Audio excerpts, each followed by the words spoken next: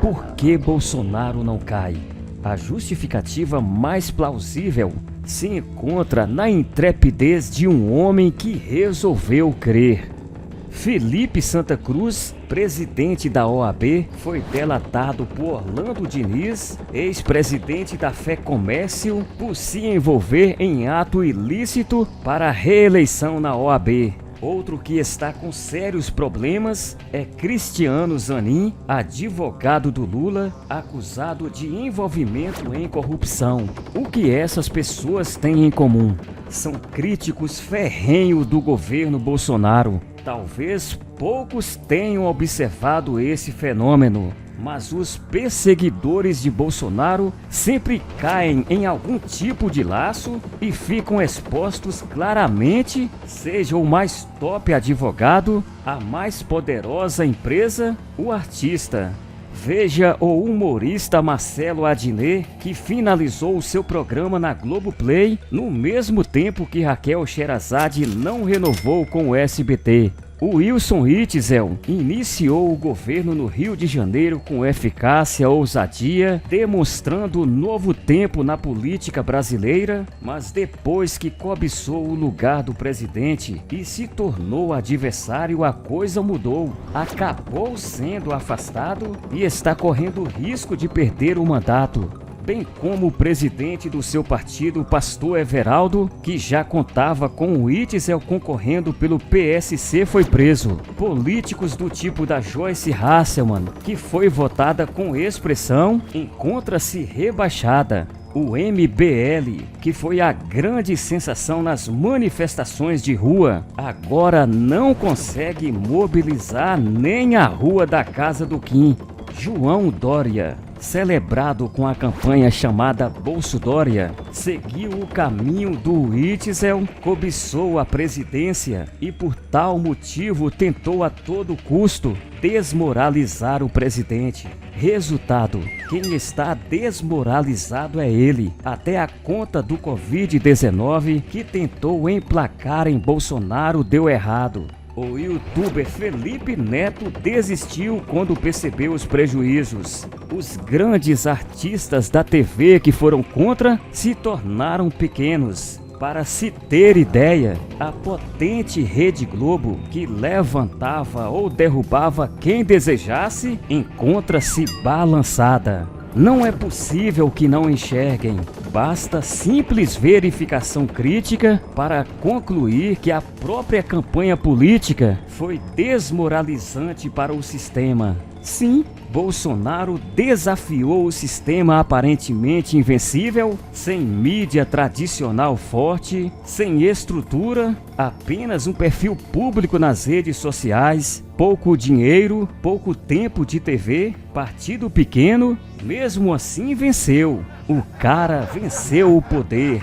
Depois de eleito, o dito ignorante, simplório, sem fortuna, sem lobbies, sem influência, enfrentou o modus operandi tradicional no Congresso, desbaratou o presidente do Senado, da Câmara dos Deputados e até mesmo o Supremo encontra-se desmoralizado perante a opinião pública.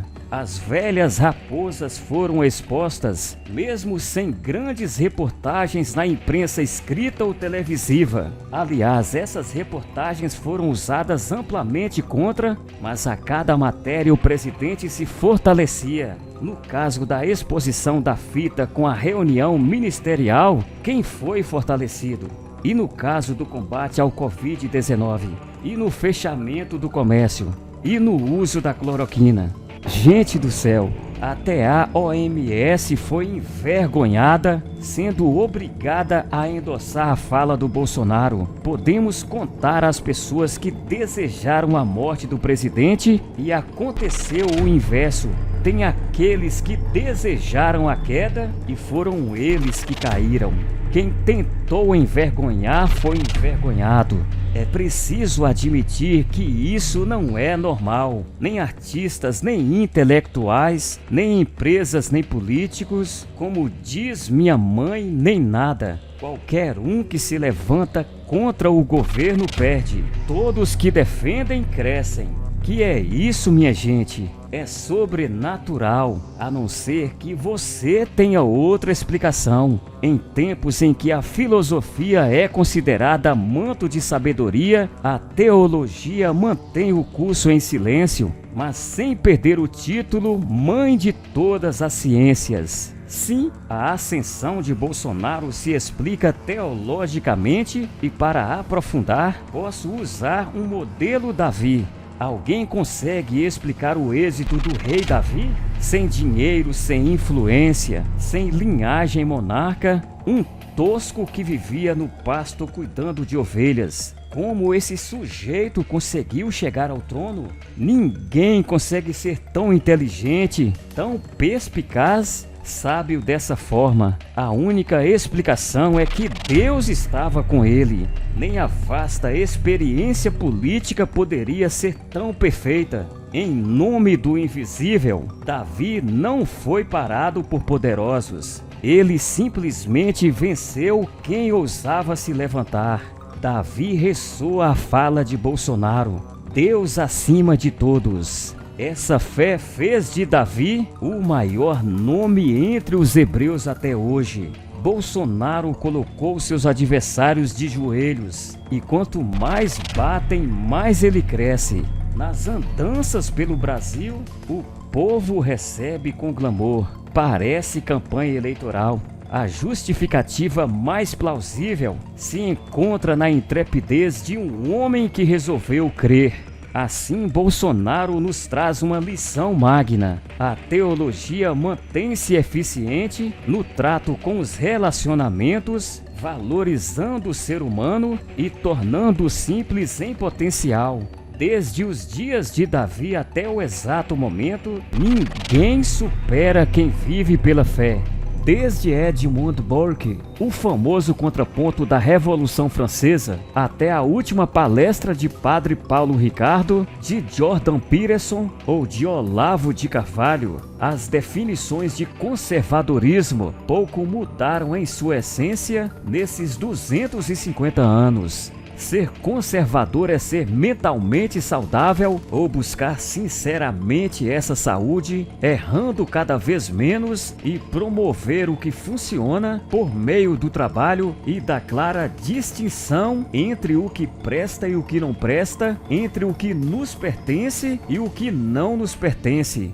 É por isso que todos os países civilizados do mundo estruturaram-se em torno do conservadorismo, que é a ação rumo ao bem. E o que Bolsonaro faz em sua vida e no governo do Brasil refletem de modo admirável o que os maiores intelectuais conservadores já teorizaram e constataram.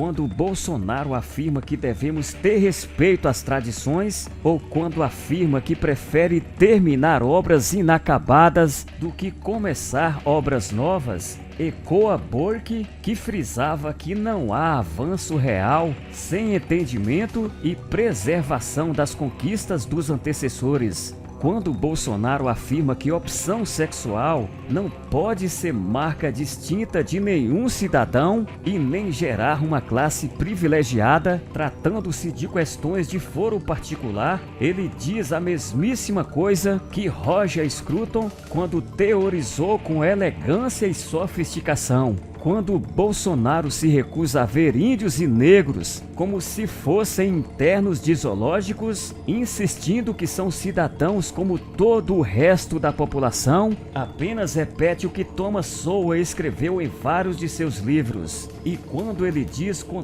todas as letras que vagabundo precisa deixar de ser vagabundo se não gosta de ser tratado como vagabundo, está apenas resumindo o que Theodore Dalrymple colocou em suas obras. E ao defender a propriedade, a família e o direito ao armamento civil, repete de modo sólido, claro e correto o que foi dito por grandes homens do Ocidente, como Thomas Jefferson e George Washington. Este é o fato. Toda a vagabundagem esquerdista, desde os isentões, passando por jornalistas e políticos e chegando até a massa de manobra, não odeia Bolsonaro porque ele é tosco. Os esquerdistas odeiam Bolsonaro porque sabem, instinta ou intelectualmente, que ele é um autêntico conservador, sendo, portanto, um obstáculo real para a proliferação das criaturas do pântano. Agora eu quero o seu importante comentário. Inscreva aqui no canal youtube.com/Célio Lobo e ative o sininho marcando a opção todas para receber diariamente novos vídeos em apoio a Bolsonaro.